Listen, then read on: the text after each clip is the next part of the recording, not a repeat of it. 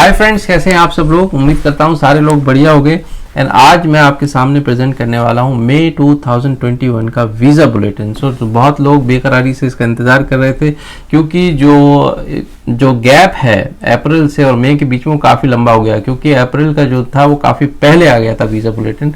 And April के visa bulletin अगर हम याद करें तो उसमें बेसिकली बहुत सारे अच्छे न्यूज़ थे एम्प्लॉयमेंट बेस्ड जो ग्रीन कार्ड है उनके लिए, एंड फैमिली बेस के लिए भी थोड़ा बहुत कुछ अच्छा है, उसमें इम्प्रूवमेंट आया था, लेकिन कोई बहुत ख़ास एक जो कहते हैं जंप वो नहीं मिली थी।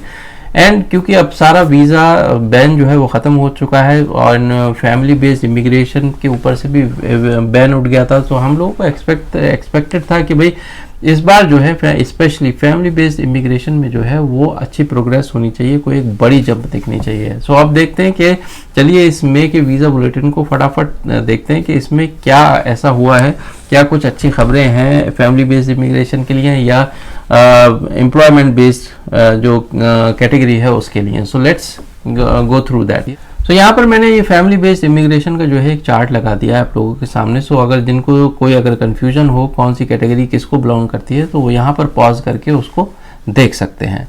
And now let's look at the May 2021 visa bulletin. So जैसा कि ये वीज़ा बुलेटिन आप देख रहे हैं, इसमें जो है 5 कॉलम दिए हुए हैं, all chargeability area, China, India, Mexico and Philippines.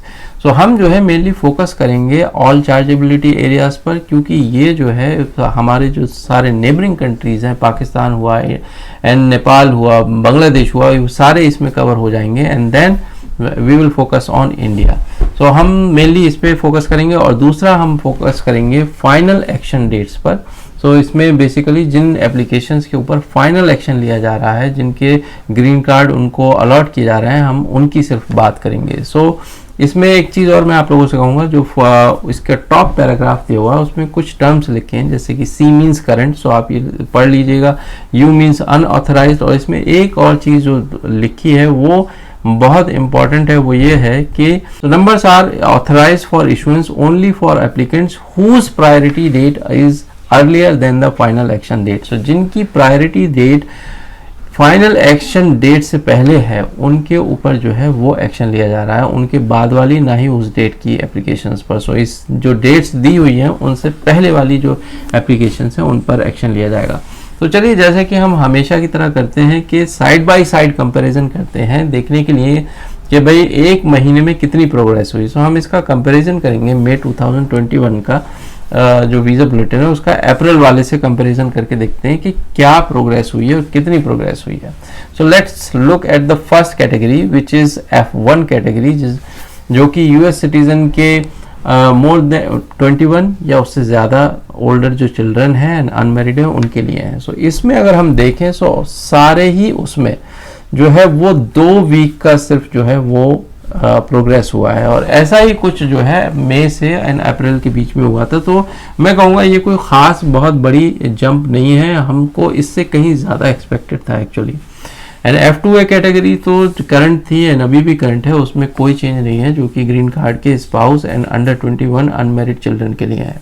F2B ये भी ग्रीन कार्ड होल्डर के चिल्ड्रन के लिए है, but unmarried and more than 21 year old children, 21 और या उससे ज़्यादा। सो इसमें अगर हम देखें तो इसमें भी 1 वीक का ही सिर्फ प्रोग्रेस हुआ है। सो यहाँ पर भी कोई ख़ास बढ़ोतरी नहीं है। F3 जो कि यूएस सिटीजन की कैटेगरी है, जो उनके मैरिड चिल्ड्रन 21 ईयर ओल्ड या उससे ज़्यादा, सो उसमें 2 वीक्स का प्रोग्रेस हुआ है।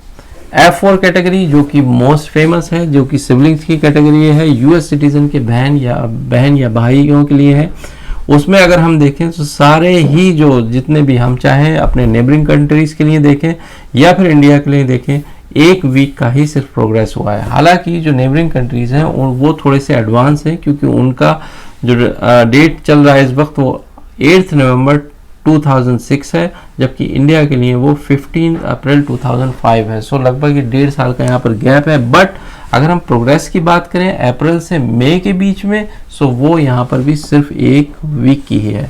सो आई थिंक ये हम जैसा एक्सपेक्ट कर रहे थे और हमको ये देखने को नहीं मिला है, सो उसका अगेन जो रीज़न लगता है मुझको वो ये है क्योंकि बैन तो देखिए हट चुका है। That's why we were thinking कि भाई अगर बैन लगा हुआ था, सो वो सारे एप्लीकेशंस जो नहीं मिले थे वो शायद एम्प्लॉयमेंट बेस्ड कैटेगरी को दे दिए गए थे। ऐसा ही होता है, ये रूल है। लेकिन अब क्योंकि बैन हट गया, सो ये जो जिस कैटेगरी को जाना चाहिए उस हिसाब से जाना चाहिए था। तो वी वर एक्सपेक्टिंग कि शायद यहाँ पर मोर जंप मिलेगा, बट स्टिल जो कंडीशंस है वो लास्ट मंथ की तरह ही है। तो आई थिंक ये इस वजह से है क्योंकि जो अभी भी आप हालात देख रहे हैं सारी दुनिया में, वो अभी भी इम्प्रूव नहीं हुए हैं कोविड को लेकर खासकर। यूएस में भी अभी जो है भाई रिकवरी चली रही है। यहाँ पर भी फुल कैपेसिटी पे काम नहीं हो रहा है अभी तक। एंड रही सही बात जो हमारे अभी इंडिया में हालात चल रहे हैं, उसकी वजह से मुझे नहीं लगता कि किसी भी जगह पर एम्बेसी में फुल कैपेसिटी में काम हो रहा होगा। अगर इंटरव्यूज ही नहीं होंगे और आगे बात बढ़ेगी ही नहीं, तो ये जो बैकलॉग है वो इकट्ठा होता चला जाएगा। I think this is the reason कि यहाँ पर अभी भी जो है फैमिली बेस्ड इमिग्रेशन में कोई इंप्रूवमेंट हमको नहीं दिखा है। अब देखने वाली बात यह है क्या एम्प्लॉयमेंट बेस्ड कैटेगरी में कोई इंप्रूवमेंट हुआ है, कोई जंप मिली है। कि लास्ट अप्रैल में तो बहुत मतलब मैंने पहली बार ऐसा देखा था कि 4.5 महीने 3 महीने ऐसा जंप मिला था, और जो EB1 कैटेगरी है वो तो करंट हो गई थी। लेट्स सी क्या इस बार भी अगर ऐसा ही होता है जो एम्प्लॉयमेंट बेस्ड कैटेगरी है उसमें।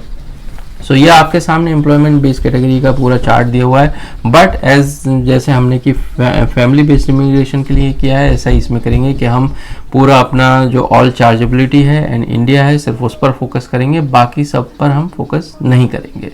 Let's see side by side कि इसमें क्या हुआ है अभी फर्क, जो अप्रैल से एंड मई के बीच में क्या फर्क आया है।